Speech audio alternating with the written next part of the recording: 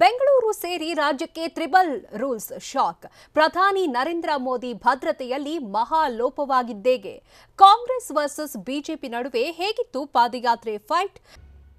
ಪ್ರಧಾನಿ ಮೋದಿ ಭದ್ರತೆಯಲ್ಲಿ ಮಹಾಲೋಪವಾಗಿದ್ದೇಗೆ. ಭಟಿಂಡಾ ಏರ್ಪೋರ್ಟ್ನಲ್ಲಿ ಮೋದಿ ಹೇಳಿದ್ದೇನು? ಬಿಜೆಪಿ ಆರೋಪಕ್ಕೆ ಕಾಂಗ್ರೆಸ್ ಉತ್ತರ ಕೊಟ್ಟಿದ್ದೇಗೆ? ನೋಡೋಣ ಭದ್ರತೆ ಫೈಟ್ ನ್ಯೂಸ್ ಎಕ್ಸ್‌ಪ್ರೆಸ್‌ನಲ್ಲಿ. ಪಂಜಾಬ್ ಭೇಟಿ ವೇಳೆ ಭದ್ರತಾ ಲೋಪ ಹಿನ್ನೆಲೆ ಪ್ರಧಾನಿ ಮೋದಿ ರ್ಯಾಲಿ ರದ್ದಾಗಿದೆ. ಫಿರೋಜ್ಪುರ್ನಲ್ಲಿ ಪ್ರಧಾನಿ ಇಂದು ರ್ಯಾಲಿ ನಡೆಸಬೇಕಿತ್ತು. ಹೀಗಾಗಿ ಇಂದು ಬೆಳಗ್ಗೆ ಪ್ರಧಾನಮಂತ್ರಿ ಬಟಿಂಡಾಗೆ ಬಂದಿಳಿದಿದ್ದರು. ಅಲ್ಲಿಂದ ಹುಸೇನಿವಾಲಾದ ರಾಷ್ಟ್ರೀಯ ಹುತಾತ್ಮರ ಸ್ಮಾರಕಕ್ಕೆ ತೆರಳಬೇಕಾಗಿತ್ತು. ಆದರೆ ಮಳೆ, ಕಳಪೆ ಹವಾಮಾನದ ಹಿನ್ನೆಲೆ ರಸ್ತೆ ಮಾರ್ಗವಾಗಿ ಹೊರಟಿದ್ರು. ಆದರೆ ರೈತರ ಪ್ರತಿಭಟನೆ ಹಿನ್ನೆಲೆ ರ್ಯಾಲಿ ರದ್ದಾಗಿದೆ.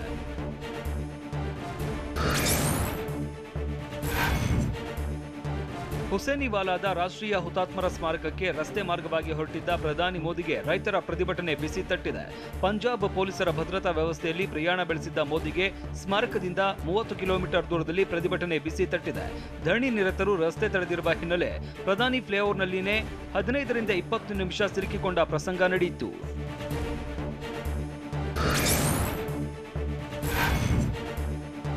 ಪ್ರಧಾನಿ ಮೋದಿ ಭದ್ರತೆಯಲ್ಲಿ ಲೋಪ ಹಿನ್ನೆಲೆ ಕೇಂದ್ರ ಗೃಹ ಸಚಿವಾಲಯ ಪಂಜಾಬ್ ಸರ್ಕಾರದಿಂದ ವರದಿ ಕೇಳಿದೆ. ಪ್ರಧಾನಿ ಬೆಂಗಾವಲು ಪಡೆಗೆ ಫ್ಲೈಓವರ್ ಮೇಲೆ ಸಿಲುಕಿದ್ದು ಪ್ರಧಾನಿ 15 ರಿಂದ 20 ನಿಮಿಷಗಳ ಕಾಲ ಫ್ಲೈಓವರ್ ಮೇಲೆ ಸಮಯ ಕಳೆದಿದ್ದಾರೆ. ಹೀಗಾಗಿ ಇದು ಪ್ರಧಾನಿಯವರ ಭದ್ರತೆಯಲ್ಲಿ ದೊಡ್ಡ ಲೋಪವಾಗಿದ್ದು ಈ ಬಗ್ಗೆ ವರದಿ ನೀಡುವಂತೆ ಸೂಚಿಸಲಾಗಿದೆ.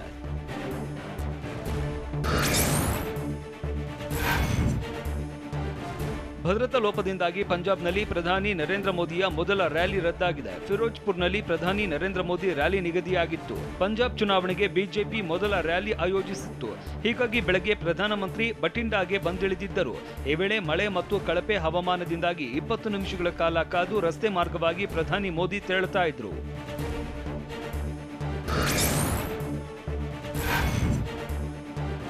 ಭದ್ರತಾ ಲೋಪದ ಬಗ್ಗೆ ಪ್ರಧಾನಿ ನರೇಂದ್ರ ಮೋದಿ ಪ್ರತಿಕ್ರಿಯಿಸಿದ್ದು, ಬಟಿಂಡಾ ಏರ್ಪೋರ್ಟ್ ವರೆಗೂ ಜೀವಂತವಾಗಿ ಬಂದಿದ್ದೇನೆ ಅಂತ ಹೇಳಿದ್ದಾರೆ. ಬಟಿಂಡಾ ಏರ್ಪೋರ್ಟ್ ಅಧಿಕಾರಿಗಳ ಜೊತೆ ಪ್ರಧಾನಿ ಮೋದಿ ಮಾತುಕತೆ ನಡೆಸಿದ್ದು, ನಿಮ್ಮ ಸಿಎಂಗೆ ನನ್ನ ಧನ್ಯವಾದ ತಿಳಿಸಿ ಅಂತ ಹೇಳಿದ್ದಾರೆ. ಬಟಿಂಡಾ ಏರ್ಪೋರ್ಟ್ನಿಂದ ದೆಹಲಿಗೆ ತೆರಳುವಾಗ ಪ್ರಧಾನಿ ನರೇಂದ್ರ ಮೋದಿ ಅಸಮಾಧಾನ ವ್ಯಕ್ತಪಡಿಸಿದ್ದಾರೆ.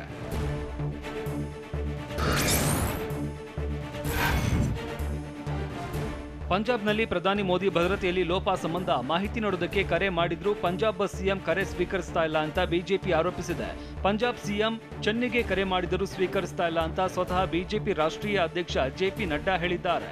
ಇನ್ನು ಈ ಬಗ್ಗೆ ಪ್ರತಿಕ್ರಿಯಿಸಿದ ಪಂಜಾಬ್ ಸಿಎಂ ಚರಣ್ಜಿತ್ ಚೆನ್ನಿ, ಮೋದಿ ಭದ್ರತೆಯಲ್ಲಿ ಯಾವುದೇ ಲೋಪ ಆಗಿಲ್ಲ ಅಂತ ಹೇಳಿದ್ದಾರೆ. ಪ್ರಧಾನಿ ಮೋದಿ ಅವರು ಹೆಲಿಕಾಪ್ಟರ್ನಲ್ಲಿ ತೆರಳಬೇಕಾಗಿತ್ತು. ಕೊನೆ ಕ್ಷಣದಲ್ಲಿ ನಿರ್ಧಾರ ಬದಲಾಗಿದ್ದರಿಂದ ಹೀಗಾಗಿದೆ ಅಂತ ಸಿಎಂ ಚೆನ್ನಿ ಹೇಳಿದ್ದಾರೆ.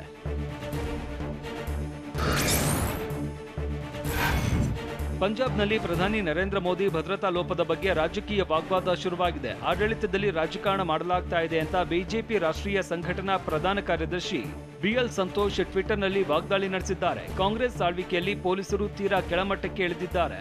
ತುರ್ತು ಪರಿಸ್ಥಿತಿ ಬಳಿಕ ಇಂದು 2ನೇ ತೀರಾ ಗಂಭೀರ ತಪ್ಪೆಸಗಿದೆ. ಪ್ರಧಾನಿ ನರೇಂದ್ರ ಮೋದಿ ಅವರ ಭದ್ರತೆಯಲ್ಲಿ ಲೋಪ ಇದೆ.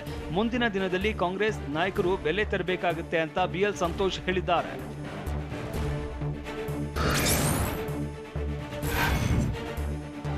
ಪಂಜಾಬ್ ರೈತರು ಮೋದಿಜಿ ಘರ್ ವಾಪಸಿ ಮಾಡಿದ್ದಾರೆ ಅಂತ ಯುವ ಕಾಂಗ್ರೆಸ್ ರಾಷ್ಟ್ರೀಯ ಅಧ್ಯಕ್ಷ ಬಿವಿ ಶ್ರೀನಿವಾಸ್ ಟ್ವೀಟ್ ಮಾಡಿದ್ದಾರೆ.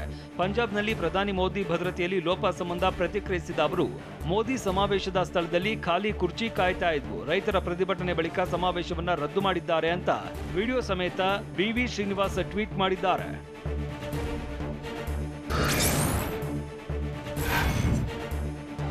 ಪಂಜಾಬ್ನಲ್ಲಿ ಪ್ರಧಾನಿ ನರೇಂದ್ರ ಮೋದಿ ಕಾರ್ಯಕ್ರಮ ಮೊದಲೇ ನಿಗದಿಯಾಗಿತ್ತು. ಹೆಲಿಕಾಪ್ಟರ್ ಮೂಲಕ ಭಟಿಂಡಾದಿಂದ ಹುಸೇನಿವಾಲಾಕ್ಕೆ ಪ್ರಧಾನಿ ಮೋದಿ ತೆರಳಬೇಕಾಗಿತ್ತು. ಆದರೆ ಪ್ರತಿಕೂಲ ಹವಾಮಾನದಿಂದಾಗಿ ಹೆಲಿಕಾಪ್ಟರ್ ಪ್ರಯಾಣ ರದ್ದುಗೊಳಿಸಿ ರಸ್ತೆ ಮಾರ್ಗದ ಮೂಲಕ ಹುಸೇನಿವಾಲಾಕ್ಕೆ ಪ್ರಧಾನಿ ತೆರಳುತ್ತಾ ಇದ್ರು. ಅಲ್ಲದೆ ರಸ್ತೆ ಮಾರ್ಗದ ಮೂಲಕ ತೆರಳೋದಕ್ಕೆ ಪ್ರಧಾನಿ ಭದ್ರತಾ ಪಡೆಗೆ ಪಂಜಾಬ್ ಡಿಜಿಪಿ ಕ್ಲಿಯರೆನ್ಸ್ ಕೂಡ ನೀಡಿದ್ದರು. ಹೀಗಾಗಿ ಪಂಜಾಬ್ ಪೊಲೀಸರು ತುರ್ತು ಪ್ಲಾನ್ ರೆಡಿ ಇರಬೇಕಿತ್ತು. ರಸ್ತೆ ಮಾರ್ಗದಲ್ಲಿ ಹೆಚ್ಚಿನ ಪೊಲೀಸರನ್ನ ನಿಯೋಜಿಸಬೇಕಾಗಿತ್ತು. ಆದರೆ ರಸ್ತೆ ಮಾರ್ಗದಲ್ಲಿ ಹೆಚ್ಚಿನ ಪೊಲೀಸರ ನಿಯೋಜನೆ ಮಾಡಿರಲಿಲ್ಲ. ಹೀಗಾಗಿ ಪಂಜಾಬ್ ಸರ್ಕಾರದಿಂದ ಕೇಂದ್ರ ಸರ್ಕಾರ ವರದಿ ಕೇಳಿದೆ.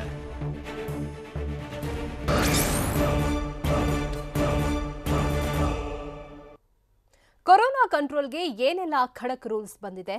ಇಡೀ ಕರುನಾಡು ಇಂದು ರಾತ್ರಿಯಿಂದ ಸೆಮಿಲಾಕ್ ಆಗೋದೇಗೆ? ವಾರಾಂತ್ಯಕ್ಕೆ ಯಾವೆಲ್ಲ ನಿಯಮಗಳನ್ನು ಸರ್ಕಾರ ಜಾರಿಗೊಳಿಸಿದೆ? ನೋಡೋಣ ಸೆಮಿಲಾಕ್ ನ್ಯೂಸ್ ಎಕ್ಸ್‌ಪ್ರೆಸ್‌ನಲ್ಲಿ. ಕೊರೋನಾ ನಿಯಂತ್ರಣಕ್ಕೆ ರಾಜ್ಯ ಸರ್ಕಾರ ಕಠಿಣ ನಿಯಮ ತಂದಿದ್ದು ಕರ್ನಾಟಕದ ಜನರಿಗೆ ಟ್ರಿಪಲ್ ಶಾಕ್ ಎದುರಾಗಿದೆ. ನೈಟ್ ಕರ್ಫ್ಯೂ, ವೀಕೆಂಡ್ ಕರ್ಫ್ಯೂ ಜೊತೆಗೆ 50-50 ರೂಲ್ಸ್ ಜಾರಿಗೆ ತಂದಿದೆ. ಇವತ್ತು ರಾತ್ರಿಗಿಂತ ಮುಂದಿನ 2 ವಾರ ದುನಿಯಾ ಬದಲಾಗಲಿದ್ದು 5 ದಿನ ಒಂದು ರೂಲ್ಸ್ ಇದ್ರೆ ವೀಕೆಂಡ್ಗೆ ಪ್ರತ್ಯೇಕ ನಿಯಮ ಇರಲಿದೆ.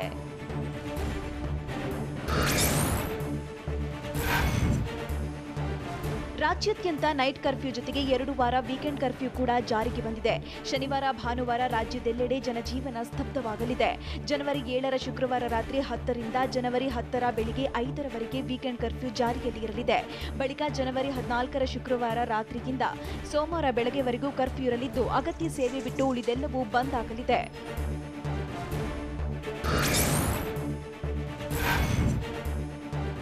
ಒಮಿಕ್ರಾನ್ ಮತ್ತು ಕೊರೋನಾ 3ನೇ ಅಲೆ ತಡೆಯಲು ಕಠಿಣ ನಿಯಮಗಳನ್ನ ತಂದಿದ್ದು ವೀಕೆಂಡ್ ಕರ್ಫ್ಯೂ ವೇಳೆ ಹಲವು ಚಟುವಟಿಕೆಗಳಿಗೆ ಸರ್ಕಾರ ಬ್ರೇಕ್ ಹಾಕಿದೆ. ಶನಿವಾರ, ಭಾನುವಾರ ದಿನಸಿ ಅಂಗಡಿಗಳು, ಹಣ್ಣು ತರಕಾರಿ, ಮಾಂಸದ ಅಂಗಡಿ ತೆರೆಯಲು ಅವಕಾಶ ನೀಡಲಾಗಿದೆ. ಹಾಲಿನ ಬೂತ್ಗಳು ಮಾತ್ರ ಓಪನ್ ಇರಲಿದ್ದು ವೀಕೆಂಡ್ನಲ್ಲೂ ಬೀದಿ ಬದಿ ವ್ಯಾಪಾರಕ್ಕೆ ನಿರ್ಬಂಧ ಹೇರಿಲ್ಲ. ಅಗತ್ಯ ಸೇವೆ ಹೊರತುಪಡಿಸಿ ಉಳಿದ ಅಂಗಡಿಗಳು ಬಂದ್ ಆಗಲಿವೆ.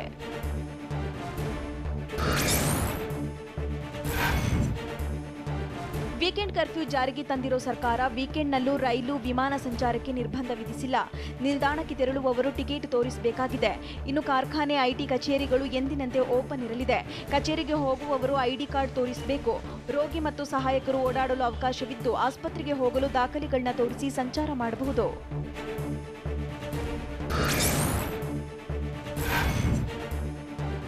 ಎರಡು ವಾರ ರಾಜ್ಯಾದ್ಯಂತ 50-50 ರೂಲ್ಸ್ ಜಾರಿಗೆ ಬರ್ತಿದ್ದು ನೈಟ್ ಕರ್ಫ್ಯೂ ಹಿನ್ನೆಲೆ ನಾಳೆ ಬೆಳಿಗ್ಗೆ ಅಧಿಕೃತ ರೂಲ್ಸ್ ಅನ್ವಯವಾಗಲಿದೆ. ಪಬ್, ಕ್ಲಬ್, ಹೋಟೆಲ್, ರೆಸ್ಟೋರೆಂಟ್ಸ್, ಬಾರ್ಗಳಿಗೆ ನಿಯಮ ತಂದಿದ್ದು 50% ಗ್ರಾಹಕರಿಗೆ ಮಾತ್ರ ಅವಕಾಶ ನೀಡಲಾಗಿದೆ. ಅಲ್ಲದೆ ಡಬಲ್ ಡೋಸ್ ಕೊರೋನಾ ಲಸಿಕೆ ಕಡ್ಡಾಯ ಮಾಡಲಾಗಿದೆ.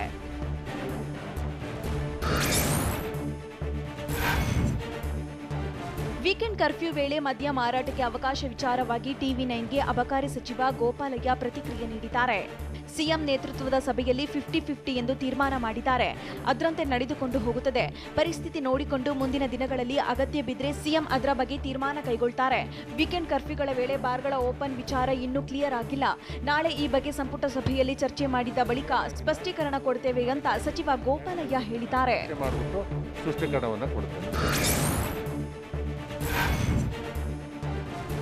ಲಾಕ್ಡೌನ್ನಿಂದ ಇತ್ತೀಚೆಗಷ್ಟೇ ಚೇತರಿಸಿಕೊಳ್ತಿದ್ದ ಥಿಯೇಟರ್ಗಳಿಗೆ ಕೊರೋನಾ ಮತ್ತೆ ಶಾಕ್ ಕೊಟ್ಟಿದ್ದು ಮತ್ತೊಮ್ಮೆ ಥಿಯೇಟರ್ಗಳಲ್ಲಿ 50-50 ರೂಲ್ಸ್ ಜಾರಿಗೆ ಬರ್ತಿದೆ. ಸಿನಿಮಾ ಹಾಲ್, ಮಲ್ಟಿಪ್ಲೆಕ್ಸ್ಗಳಲ್ಲಿ 50-50 ಜಾರಿಯಾಗ್ತಿದ್ದು ರಂಗಮಂದಿರ, ಆಡಿಟೋರಿಯಂನಲ್ಲೂ 50-50 ರೂಲ್ಸ್ ಅಪ್ಲೈ ಆಗ್ತಿದೆ. ಮನರಂಜನಾ ಸ್ಥಳಗಳಲ್ಲಿ 50% ಮಾತ್ರ ಸೀಟು ಭರ್ತಿಯಾಗಬೇಕಿದೆ.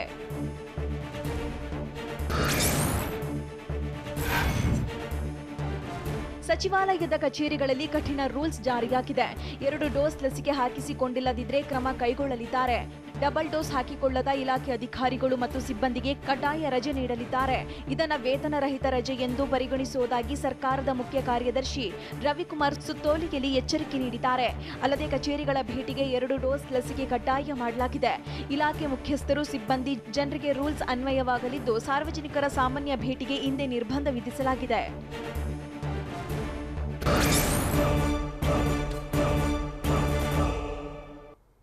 ಸಿಲಿಕಾನ್ ಸಿಟಿಗೆ ಮತ್ತೆ ಕೋವಿಡ್ ಗೈಡ್ಲೈನ್ಸ್ ಅಸ್ತ್ರ. ಸರ್ಕಾರದ ಹೊಸ ನಿಯಮದಿಂದ ಯಾವುದಕ್ಕೆಲ್ಲ ಬ್ರೇಕ್, ಯಾವುದಕ್ಕೆ ವಿನಾಯಿತಿ? ವೀಕೆಂಡ್ಗಳಲ್ಲಿ ಬಿಎಂಟಿಸಿ, ಕೆಎಸ್ಆರ್ಟಿಸಿ, ಮೆಟ್ರೋ ಕಥೆ ಏನು? ನೋಡೋಣ ಬೆಂಗಳೂರು ಲಾಕ್ ನ್ಯೂಸ್ ಎಕ್ಸ್‌ಪ್ರೆಸ್‌ನಲ್ಲಿ.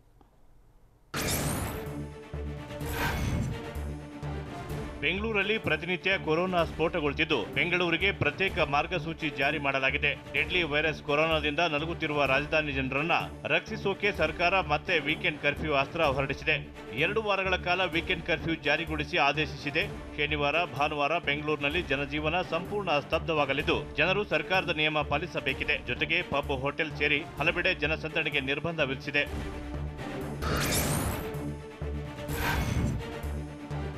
ಕೊರೋನಾ ಸೋಂಕು ಒಮಿಕ್ರಾನ್ ವೈರಸ್ ಕಂಟ್ರೋಲ್ ಮಾಡಲು ಸರ್ಕಾರ ಟಫ್ ರೂಲ್ಸ್ ಜಾರಿಗೊಳಿಸಿದೆ. ಅದರಲ್ಲೂ ಬೆಂಗಳೂರನ್ನ ಕೇಂದ್ರವಾಗಿಟ್ಟುಕೊಂಡು ಹಲವು ನಿಯಮ ಅನುಷ್ಠಾನಗೊಳಿಸಿದೆ. ಬೆಂಗಳೂರು ನಗರದಲ್ಲಿ ಮಾತ್ರ ಶಾಲಾ ಕಾಲೇಜುಗಳನ್ನು ನಾಳೆಯಿಂದ ಬಂದ್ ಮಾಡಲಾಗ್ತಿದೆ.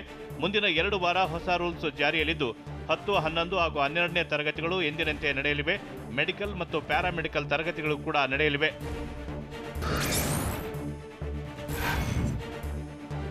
ಪಬ್, ಕ್ಲಬ್, ಹೋಟೆಲ್, ರೆಸ್ಟೋರೆಂಟ್, ಬಾರ್ಗಳಿಗೂ ಹೊಸ ರೂಲ್ಸ್ ಅಪ್ಲೈ ಆಗಲಿದೆ. 50-50 ಸೀಟಿಂಗ್ ಅವಕಾಶ ನೀಡಿ ಸರ್ಕಾರ ನಿಯಮ ಹೊರಡಿಸಿದ್ದು, 50% ಗ್ರಾಹಕರಿಗೆ ಮಾತ್ರ ಕೂರಲು ರೂಲ್ಸ್ನಲ್ಲಿ ಅನುಮತಿ ನೀಡಿದೆ. ಹೋಟೆಲ್, ಫುಡ್ ಮಳಿಗೆಗಳಲ್ಲೂ 50% ಗ್ರಾಹಕರಿಗೆ ಅವಕಾಶ ನೀಡಲಾಗಿದೆ. ಆದರೆ ಎಲ್ಲಾ ಕಡೆ 2 ಡೋಸ್ ವ್ಯಾಕ್ಸಿನ್ ಪಡೆದವರಿಗೆ ಮಾತ್ರ ಎಂಟ್ರಿಗೆ ಅನುಮತಿ ಕೊಡಲಾಗಿದೆ. ಗ್ರಾಹಕರು ಲಸಿಕೆ ಪಡೆದ ಬಗ್ಗೆ ಅಲ್ಲಿನ ಮಾಲೀಕರೇ ಖಾತ್ರಿ ಪಡಿಸಿಕೊಳ್ಳುವಂತೆ ಸೂಚಿಸಲಾಗಿದೆ.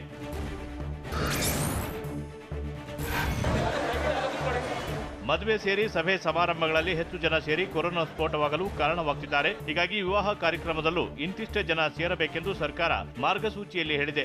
ಮದುವೆ ಆಯೋಜಿಸಿದ್ರೆ ಹೊರಾಂಗಣದಲ್ಲಿ 200 ಜನರಿಗೆ ಮಿತಿ ಹೇರಿ ಆದೇಶ ಹೊರಡಿಸಿದೆ. ಒಳಾಂಗಣದಲ್ಲಿ ಮದುವೆ ಹಮ್ಮಿಕೊಂಡ್ರೆ 100 ಮಂದಿ ಸೇರಬಹುದು, ಅದಕ್ಕಿಂತ ಹೆಚ್ಚು ಜನ ಸೇರುವಂತಿಲ್ಲ.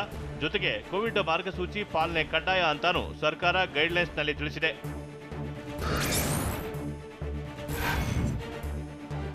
ಬೆಂಗಳೂರಿನ ದೇವಾಲಯಗಳು ಸೇರಿ ಇತರೆ ಧಾರ್ಮಿಕ ಸ್ಥಳಗಳಿಗೆ ದರ್ಶನಕ್ಕೆ ಮಾತ್ರ ಗೈಡ್ಲೈನ್ನಲ್ಲಿ ಅವಕಾಶ ನೀಡಲಾಗಿದೆ. ದೇವಾಲಯಗಳು ಸೇರಿ ಧಾರ್ಮಿಕ ಜಾಗಗಳಲ್ಲಿ ಭಕ್ತರು ಸೇವೆಗಳನ್ನ ಕೈಗೊಳ್ಳುವಂತಿಲ್ಲ ಅಂತ ನಿಯಮದಲ್ಲಿ ಹೇಳಲಾಗಿದೆ. ಅಲ್ಲದೆ ಧಾರ್ಮಿಕ ಸ್ಥಳಗಳಲ್ಲಿ ಏಕಕಾಲಕ್ಕೆ 50 ಭಕ್ತರಿಗೆ ಮಾತ್ರ ಪ್ರವೇಶಕ್ಕೆ ಸರ್ಕಾರ ಅವಕಾಶ ಕಲ್ಪಿಸಿದೆ. ಹೆಚ್ಚು ಜನ ಸೇರುವಂತಿಲ್ಲ ಅಂತಾನೂ ಸ್ಪಷ್ಟವಾಗಿ ಸೂಚಿಸಿದೆ.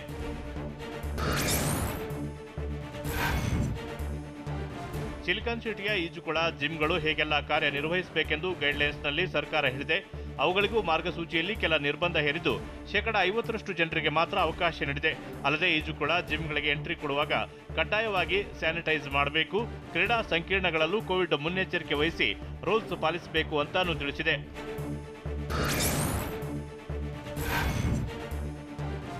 ವೀಕೆಂಡ್ ಕರ್ಫ್ಯೂ ವೇಳೆ ಬೆಂಗಳೂರಿನಲ್ಲಿ ಬಿಎಂಟಿಸಿ ಓಡಾಟಕ್ಕೆ ಬ್ರೇಕ್ ಬೀಳಲಿದೆ. ಅಗತ್ಯ ಸೇವೆಗಳಿಗೆ ಮಾತ್ರ ಬಿಎಂಟಿಸಿ ಬಸ್ ಸಂಚಾರ ಮಾಡಲಿದೆ ಅಂತ ಟಿವಿ9ಗೆ ಬಿಎಂಟಿಸಿ ಎಂಡಿ ಅನೂಪ್ ಕುಮಾರ್ ಮಾಹಿತಿ ನೀಡಿದ್ದಾರೆ. ಶುಕ್ರವಾರ ರಾತ್ರಿ 10 ರಿಂದ ಸೋಮವಾರ ಮುಂಜಾನೆ 5 ಗಂಟೆಯವರೆಗೆ ಬೆಂಗಳೂರಿನಲ್ಲಿ ಬಿಎಂಟಿಸಿ ಬಸ್ ರಸ್ತೆಗೆ ಇಳಿಯಲ್ಲ. ಕೇವಲ ಅಗತ್ಯ ಸೇವೆಗಳಿಗಷ್ಟೇ ಬಿಎಂಟಿಸಿ ಬಸ್ ಸಂಚಾರ ಮಾಡಲಿದೆ.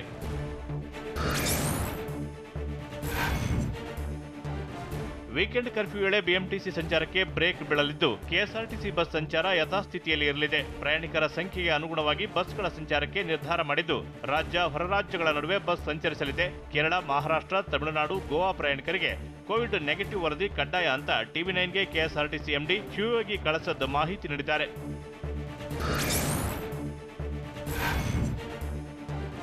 ವೀಕೆಂಡ್ ಕರ್ಫ್ಯೂ ಇದ್ರೂ ಮೆಟ್ರೋ ಸಂಚಾರಕ್ಕೆ ಅಡ್ಡಿಯಿಲ್ಲ. ಶನಿವಾರ, ಭಾನುವಾರ ಹಸಿರು ನೇರಳೆ ಮಾರ್ಗದಲ್ಲಿ ಮೆಟ್ರೋ ಸಂಚಾರ ಇರುತ್ತೆ ಅಂತ ಟಿವಿ9ಗೆ ಬಿಎಂಆರ್ಸಿಎಲ್ ಎಂಡಿ ಅಂಜುಮ್ ಪರ್ವೇಜ್ ಮಾಹಿತಿ ನೀಡಿದ್ದಾರೆ. ಮೆಟ್ರೋ ರೈಲಲ್ಲಿ ಸದ್ಯ 1800 ರಿಂದ 1900 ಜನರು ಪ್ರಯಾಣ ಮಾಡ್ತಿದ್ದು, ವೀಕೆಂಡ್ ಕರ್ಫ್ಯೂ ವೇಳೆ 800 ರಿಂದ 900 ಜನರ ಪ್ರಯಾಣಕ್ಕೆ ಅವಕಾಶ ನೀಡಲಿದ್ದಾರೆ. ಕೊರೋನಾ ನಿಯಮ ಪಾಲಿಸಿ ಮೆಟ್ರೋ ರೈಲು ಓಡಿಸಲು ನಿರ್ಧಾರ ಮಾಡಿದ್ದಾರೆ. ಅಲ್ಲದೆ ಕರ್ಫ್ಯೂ ವೇಳೆ 30 ನಿಮಿಷಕ್ಕೊಂದು ಮೆಟ್ರೋ ಸಂಚಾರ ಮಾಡಲಿದೆ.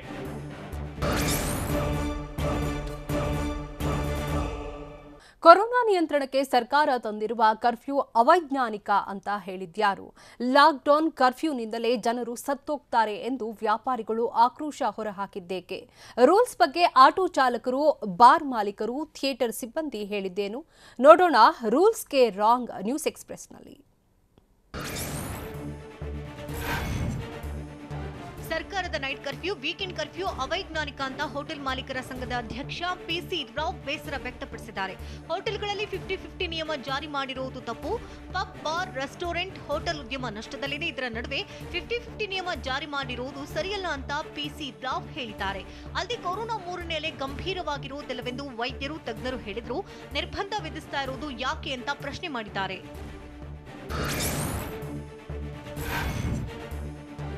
ಕೊರೋನಾ ನಿಯಂತ್ರಣಕ್ಕೆ ರಾಜ್ಯ ಸರ್ಕಾರ ವೀಕೆಂಡ್ ಕರ್ಫ್ಯೂ ಜಾರಿಗೊಳಿಸಿದೆ. ಆದರೆ ವೀಕೆಂಡ್ ಕರ್ಫ್ಯೂಗೆ ಹೋಟೆಲ್ ಮಾಲೀಕರು ತೀವ್ರ ವಿರೋಧ ವ್ಯಕ್ತಪಡಿಸಿದ್ದಾರೆ. ವೀಕೆಂಡ್ ಕರ್ಫ್ಯೂನಿಂದಾಗಿ ಹೋಟೆಲ್ ನಡೆಸುವುದು ತುಂಬಾ ಕಷ್ಟ. ಇದರಿಂದ ಹೋಟೆಲ್ಗೆ 10% ಕೂಡ ಗ್ರಾಹಕರು ಬರುವುದಿಲ್ಲ.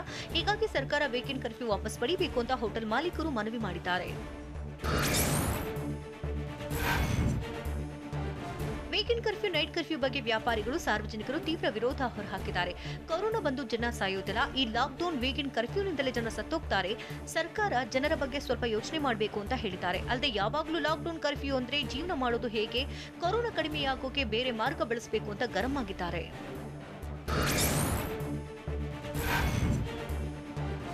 ವೀಕೆಂಡ್ ಕರ್ಫ್ಯೂಗೆ ಆಟೋ ಚಾಲಕರು ತೀವ್ರವಾಗಿ ವಿರೋಧಿಸಿದ್ದಾರೆ. ಬಾಡಿಗೆ ಆಟೋ ಓಡಿಸೋರಿಗೆ ಬಿಸಿನೆಸ್ ಆಗೋದೇ ಇಲ್ಲ, ಲೋನ್ ಇದರಂದು ಉಪವಾಸ ಮಲ್ಕೊಳ್ಬೇಕು ಅಂತ ಆಟೋ ಚಾಲಕರು ಅಳಲು ತೋಡ್ಕೊಂಡಿದ್ದಾರೆ. ಮೊದಲೇ ಬಾಡಿಗೆಗಳು ಸಿಗ್ತಾ ಇಲ್ಲ, ಈಗಷ್ಟೇ ಚೇತರಿಕೆ ಕಾಣ್ತಾ ಇದ್ವಿ, ಇದೀಗ ವೀಕೆಂಡ್ ಕರ್ಫ್ಯೂ ಅಂದ್ರೆ ಮತ್ತಷ್ಟು ಕಷ್ಟವಾಗುತ್ತೆ, ವೀಕೆಂಡ್ ನಲ್ಲಿ ನಮಗೆ ಹೆಚ್ಚು ಬಿಸಿನೆಸ್ ಆಗುತ್ತೆ, ಇದೀಗ ಎಲ್ಲವೂ ಕ್ಲೋಸ್ ಆದ್ರೆ ಬಾಡಿಗೆ ಎಲ್ಲಿಂದ ಬರುತ್ತೆ ಅಂತ ಪ್ರಶ್ನೆ ಮಾಡಿದ್ದಾರೆ. ರಾಜ್ಯ ಸರ್ಕಾರ ಜಿಮ್ಗಳಿಗೆ 50-50 ರೂಲ್ಸ್ ತಂದಿದ್ದು ವೀಕೆಂಡ್ಗಳಲ್ಲಿ ಬಂದ್ ಆಗಬೇಕಿದೆ. ಹೀಗಾಗಿ ಜಿಮ್ ಮಾಲೀಕರು ಅಳಲು ತೋಡ್ಕೊಂಡಿದ್ದಾರೆ. ಸರ್ಕಾರದ ರೂಲ್ಸ್ ಮೊದಲ ಅಲೆಯಿಂದಲೂ ಪಾಲಿಸ್ತಾ ಬಂದಿದ್ದೀವಿ. ಥರ್ಮಲ್ ಸ್ಕ್ರೀನಿಂಗ್ 2 ಡೋಸ್ ಆದವರಿಗೆ ಮಾತ್ರ ಜಿಮ್ಗೆ ಅವಕಾಶ ನೀಡುತ್ತಿದ್ದೀವಿ. ಆದ್ರೀಗ ವೀಕೆಂಡ್ ಗ್ಯಾಪ್ ಕೊಡೋದ್ರಿಂದ ಮರುದಿನ ಜಿಮ್ಗೆ ಬರೋದಕ್ಕೆ ಹಿಂದೇಟು ಹಾಕ್ತಾರೆ. ಮೊದಲೇ ನೈಟ್ ಕರ್ಫ್ಯೂನಿಂದ ಹೊಡ್ತಾ ಇದೆ ಅಂತ ಜಿಮ್ ಮಾಲೀಕರು ಹೇಳಿದ್ದಾರೆ. ವೀಕೆಂಡ್ ಕರ್ಫ್ಯೂ ಬಗ್ಗೆ ಪಾರ್ಕ್ಗೆ ಬರುವವರು ಕೂಡ ಗರಂ ಆಗಿದ್ದು, ಪಾರ್ಕ್ಗಳನ್ನ ಕ್ಲೋಸ್ ಮಾಡಿದರೆ ಹೆಂಗೆ ಅಂತ ಪ್ರಶ್ನೆ ಮಾಡಿದ್ದಾರೆ. ಬಿಪಿ ಶುಗರ್ನಂತಹ ಆರೋಗ್ಯ ಸಮಸ್ಯೆಗಳಂತೂ ಇರುತ್ತೆ, ಮನೆ ಸುತ್ತಮುತ್ತಲೂ ಪಾರ್ಕ್ ಇರುವುದಿಲ್ಲ, ಲಾಲ್ಬಾಗ್ ಕೂಡ ಕ್ಲೋಸ್ ಆದ್ರೆ ಕಷ್ಟ ಅಂತ ಹೇಳ್ತಾರೆ. ಅಲ್ಲದೆ ವಾಕಿಂಗ್ಗೆ ಬೆಳಗ್ಗೆ 6 ಗಂಟೆಯಿಂದ 9 ಗಂಟೆ ಹಾಗೂ ಸಂಜೆ ಅವಕಾಶ ಕೊಡಬೇಕು, ಇದರಿಂದ ಆರೋಗ್ಯ ಸಮಸ್ಯೆ ಇರೋರಿಗೆ ಅನುಕೂಲ ಆಗುತ್ತೆ. ಈಗ ಯಾರು ಕೂಡ ಮೊದಲಿನ ರೀತಿ ಒಟ್ಟಿಗೆ ಸೇರುವುದಿಲ್ಲ, ಜನರಿಗೆ ಗುಂಪು ಸೇರಬಾರದು ಅನ್ನೋ ಅರಿವಿದೆ ಅಂತ ಪ್ರತಿಕ್ರಿಯಿಸಿದ್ದಾರೆ.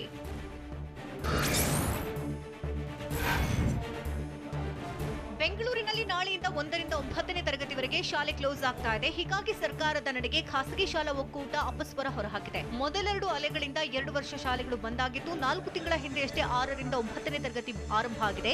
1ರಿಂದ 5ನೇ ತರಗತಿಯು ಅಷ್ಟೇ ಶುರುವಾಗಿ 2 ತಿಂಗಳಾಗಿದೆ. ಇದೀಗ ಮತ್ತೆ ಶಾಲಾ ಬಾಗಿಲು ಮುಚ್ಚಿಸಿದ್ರೆ ಮಕ್ಕಳಿಗೆ ಮಾರಕ, ಮಕ್ಕಳ ನಿರಂತರ ಕಲಿಕೆಗೆ ತೊಂದರೆ ಆಗುತ್ತೆ ಅಂತ ರುಪ್ಸಾ ಸಂಘಟನೆ ರಾಜ್ಯಾಧ್ಯಕ್ಷ ಲೋಕೇಶ್ ತಾಳಿಕಟ್ಟಿ ಹೇಳಿದ್ದಾರೆ. ಅಲ್ಲದೆ ಎಲ್ಲಾ ಶಾಲೆಗಳನ್ನು ಬಂದ್ ಮಾಡುವ ಬದಲಿಗೆ ಸೋಂಕು ಕಾಣಿಸಿಕೊಂಡ ಶಾಲೆಗಳನ್ನು ಮಾತ್ರ ಕ್ಲೋಸ್ ಮಾಡಿ ಅಂತ ಸಲಹೆ ನೀಡಿದ್ದಾರೆ.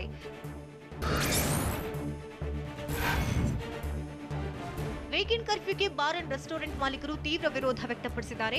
ನಮಗೆ ವೀಕೆಂಡ್ ನಲ್ಲೇ ಹೆಚ್ಚು ವ್ಯಾಪಾರ ಆಗೋದು, ಆದರೆ ಬೇಕೆಂದೇ ರೂಲ್ಸ್ ಜಾರಿ ಮಾಡಿದ್ದು ನಮಗೆ ಸಾಕಷ್ಟು ತೊಂದರೆ ಆಗುತ್ತೆ ಅಂತ ಬಾರ್ ಮಾಲೀಕರು ಹೇಳಿದ್ದಾರೆ. ಅಲ್ಲದೆ 50-50 ರೂಲ್ಸ್ ವಾಪಸ್ ಪಡಿಬೇಕು ಅಥವಾ ನಮಗೆ ರಿನಿವಲ್ ಅಮೌಂಟ್ ಕಡಿಮೆ ಮಾಡಬೇಕು, ವೀಕೆಂಡ್ ಕರ್ಫ್ಯೂನಿಂದ ರೆಸ್ಟೋರೆಂಟ್ ನಡೆಸುವುದು ತುಂಬಾ ಕಷ್ಟ ಅಂತ ಅಳಲು ತೋಡ್ಕೊಂಡಿದ್ದಾರೆ. ಸರ್ಕಾರದ ರೂಲ್ಸ್ಗೆ ಚಿತ್ರಮಂದಿರದ ಸಿಬ್ಬಂದಿ ಕೂಡ ಅಸಮಾಧಾನ ಹೊರಹಾಕಿದ್ದಾರೆ. ಕೊರೋನಾದಿಂದಾಗಿ ಈಗಾಗಲೇ ಜನರು ಬರೋದಕ್ಕೆ ಹಿಂದೇಟು ಹಾಕ್ತಿದ್ದಾರೆ. ವೀಕೆಂಡ್ ಕರ್ಫ್ಯೂ ಅಂದ್ರೆ ಇನ್ನೂ ಜನರು ಬರೋದೇ ಇಲ್ಲ, ಸ್ಟಾರ್ ಸಿನಿಮಾಗಳು ರಿಲೀಸ್ ಆಗಲ್ಲ, ಹೀಗಾಗಿ ಥಿಯೇಟರ್ನ ಸಿಬ್ಬಂದಿ ಜೀವನ ಕೂಡ ಕಷ್ಟವಾಗುತ್ತೆ. ಈ ಬಗ್ಗೆ ಈಗಲೇ ಆತಂಕ ಶುರುವಾಗಿದೆ. ಆದರೆ ಜೀವ ಇದ್ದರೆ ಜೀವನ ಅಂತ ಬೆಂಗಳೂರಿನ ಅನುಪಮ ಚಿತ್ರಮಂದಿರದ ಸಿಬ್ಬಂದಿ ಹೇಳಿದ್ದಾರೆ. ಅಲ್ಲದೆ ಪ್ರೇಕ್ಷಕರು ಟಫ್ ರೂಲ್ಸ್ಗೆ ವಿರೋಧಿಸಿದ್ದಾರೆ. ಈಗಲೇ ಸಂಪೂರ್ಣ ಥಿಯೇಟರ್ ಬಂದ್ ಮಾಡಬಾರದು, ಕೊರೋನಾ ಮತ್ತಷ್ಟು ಹೆಚ್ಚಾದ್ರೆ 25% ಪ್ರೇಕ್ಷಕರಿಗೆ ಅವಕಾಶ ಕೊಟ್ಟರೆ ಚೆನ್ನಾಗಿರುತ್ತೆ ಅಂತ ಹೇಳಿದ್ದಾರೆ.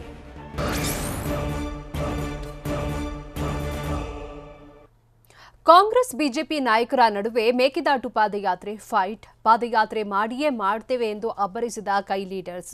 ಕಾಂಗ್ರೆಸ್ಗೆ ಬಿಜೆಪಿ ನಾಯಕರು ಟಕ್ಕರ್ ಕೊಟ್ಟಿದ್ದೇಗೆ? ಇವೆಲ್ಲವನ್ನ ನೋಡೋಣ ಪಾದಯಾತ್ರೆ ಫೈಟ್ ನ್ಯೂಸ್ ಎಕ್ಸ್‌ಪ್ರೆಸ್‌ನಲ್ಲಿ.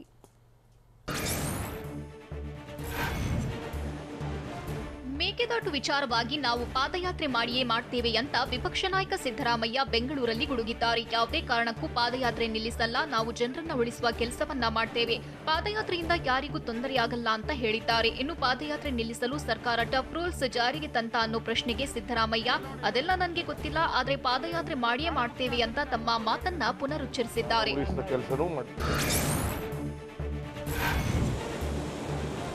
ಮೇಕೆದಾಟು ಯೋಜನೆ ಜಾರಿಗಾಗಿ ಪಾದಯಾತ್ರೆ ಮಾಡಿಯೇ ತೀರ್ತೇವೆ, ನಮ್ಮದು ವಾಕ್ ಫಾರ್ ವಾಟರ್ ಅಂತ ಕೆಪಿಸಿಸಿ ಅಧ್ಯಕ್ಷ ಡಿಕೆ ಶಿವಕುಮಾರ್ ಬೆಂಗಳೂರಲ್ಲಿ ಅಪ್ಪರಿಸಿದ್ದಾರೆ.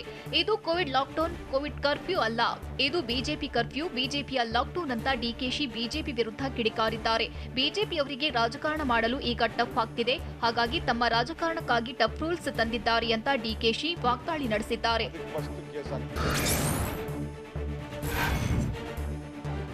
ಜನರನ್ನ ಸರ್ಕಾರವೇ ಮರ್ಡರ್ ಮಾಡ್ತಿದೆ, ಸರ್ಕಾರ ವರ್ತಕರು ವ್ಯಾಪಾರಿಗಳ ಮೇಲೆ ಗದಪ್ರಹಾರ ಮಾಡ್ತಿದೆ ಅಂತ ಡಿಕೆ ಶಿವಕುಮಾರ್ ಕಿಡಿಕಾರಿದ್ದಾರೆ. ಇವರ ರಾಜಕಾರಣಕ್ಕಾಗಿ, ನಮ್ಮ ಮೇಲಿನ ದ್ವೇಷಕ್ಕಾಗಿ ಕರ್ಫ್ಯೂ ಜಾರಿ ಮಾಡಿ ಸಾಮಾನ್ಯರ ಮೇಲೆ ಗದಪ್ರಹಾರ ಮಾಡ್ತಿದ್ದಾರೆ.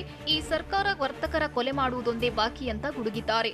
ರ್ಯಾಲಿ ಮಾಡಬೇಡಿ, ಪ್ರತಿಭಟನೆ ಮಾಡಬೇಡಿ ಅಂತ ಸರ್ಕಾರ ಹೇಳಿದೆ, ಆದ್ರೆ ನಾವು ರ್ಯಾಲಿ ಮಾಡಲ್ಲ, ಕುಡಿಯುವ ನೀರಿಗಾಗಿ ನಡೆಯುತ್ತೇವೆ, ನಾವು ವಾಕ್ ಫಾರ್ ವಾಟರ್ ಮಾಡ್ತೇವೆ ಎಂದಿದ್ದಾರೆ.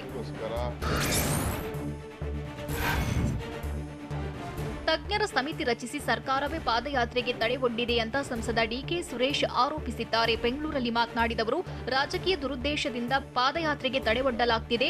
ಕೋವಿಡ್ ನಿಯಮ ಪಾಲಿಸಿ ಪಾದಯಾತ್ರೆ ಮಾಡ್ತೇವೆ. ನಿಗದಿತ ಸಮಯಕ್ಕೆ ಪಾದಯಾತ್ರೆ ನಡೆಯುತ್ತದೆ. ಪಾದಯಾತ್ರೆಗೆ ರಾಜ್ಯದ ಜನರಿಂದ ಉತ್ತಮ ಪ್ರತಿಕ್ರಿಯೆ ವ್ಯಕ್ತವಾಗಿದ್ದು, ಜನರ ಪ್ರತಿಕ್ರಿಯೆಯನ್ನ ಇವರಿಗೆ ಸಹಿಸಿಕೊಳ್ಳಲು ಆಗ್ತಿಲ್ಲ. ಬಿಜೆಪಿ ಆಡಳಿತವನ್ನ ನೋಡಿದ್ರೆ ನಗೆಪಾಟಲಿಗೆ ಒಳಗಾಗ್ತಿದೆ ಅಂತ ಸಂಸದ ಡಿಕೆ ಸುರೇಶ್ ಬಿಜೆಪಿ ವಿರುದ್ಧ ವಾಗ್ದಾಳಿ ನಡೆಸಿದ್ದಾರೆ.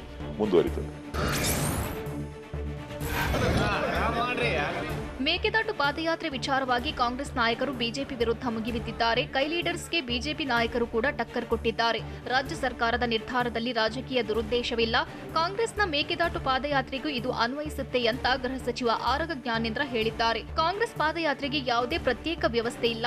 ಕೇಂದ್ರದ ನಿರ್ದೇಶನ, ತಜ್ಞರ ಸಲಹೆ ಮೇರೆಗೆ ಸರ್ಕಾರ ಕ್ರಮ ಕೈಗೊಂಡಿದೆ. ಇದರಿಂದ ಕಾಂಗ್ರೆಸ್ನ ಮನಸ್ಥಿತಿ ಹೇಗಿದೆ ಎಂದು ತಿಳಿಯುತ್ತೆ ಅಂತ ಶಿವಮೊಗ್ಗದಲ್ಲಿ ಗೃಹ ಸಚಿವ ಆರಗ ಜ್ಞಾನೇಂದ್ರ ಹೇಳಿದ್ದಾರೆ.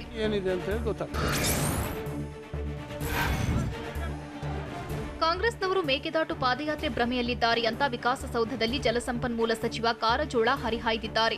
ಪಾದಯಾತ್ರೆ ಮಾಡಿಯೇ ಸಿದ್ಧವೆಂದು ನಾಯಕರು ಹೇಳ್ತಿದ್ದಾರೆ. ಪಂಜಾಬ್ನಲ್ಲಿ ಕಾಂಗ್ರೆಸ್ ಸರ್ಕಾರ ಶಾಲಾ ಕಾಲೇಜು ಮುಚ್ಚಿಸಿದೆ. ಅಮೆರಿಕದಲ್ಲಿ 10 ಲಕ್ಷಕ್ಕೂ ಹೆಚ್ಚು ಪಾಸಿಟಿವಿಟಿ ಪ್ರಕರಣ ಬರ್ತಿದೆ. ಆದರೆ ಕಾಂಗ್ರೆಸ್ನವರು ರಾಜಕಾರಣ ಮಾಡುವುದನ್ನೇ ಬಂಡವಾಳ ಮಾಡಿಕೊಂಡಿದ್ದಾರೆ ಅಂತ ಸಚಿವ ಕಾರಜೋಳ ಗುಡುಗಿದ್ದಾರೆ.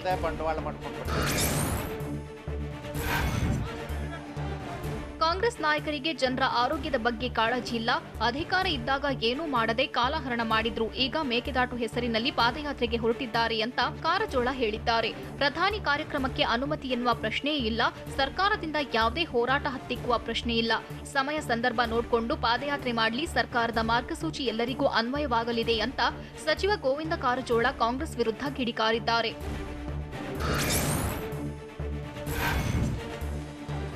ಕಾಂಗ್ರೆಸ್ ನಾಯಕರ ಪಾದಯಾತ್ರೆಗೆ ಸಚಿವ ಡಾಕ್ಟರ್ ಕೆ ಸುಧಾಕರ್ ತಿರುಗೇಟು ಕೊಟ್ಟಿದ್ದಾರೆ. ಮುಖ್ಯಮಂತ್ರಿ ಆಗಿದ್ದವರು ಆ ಪಕ್ಷದಲ್ಲಿ ಪ್ರಮುಖ ಸ್ಥಾನದಲ್ಲಿದ್ದಾರೆ.